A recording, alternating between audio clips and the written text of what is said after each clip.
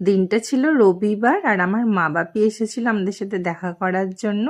আর তার সাথে সাথে এই স্পেশাল মানুষটিও কিন্তু চলে এসেছিল, যে কিনা আমরা ঘুরতে গেছি বলে সেও তার দিদার বাড়ি ঘুরতে গিয়েছিল।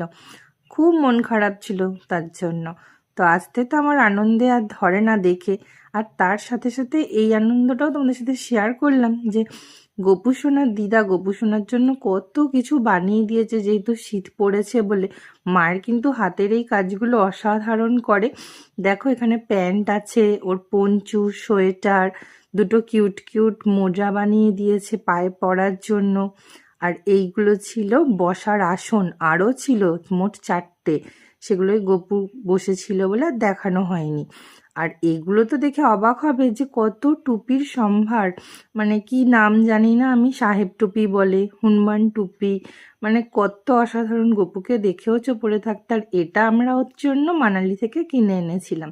এছাড়াও দেখো দরজায় লাগানোর জন্য যে বেলকুড়িগুলো হয় গেটে, সেগুলোও বানিয়ে এনেছিল আমাদের দুটো ঘরে দরজায় দেওয়ার জন্য। তোমাদের এগুলো দেখে কিরাম লাগলো অবশ্যই জানিও।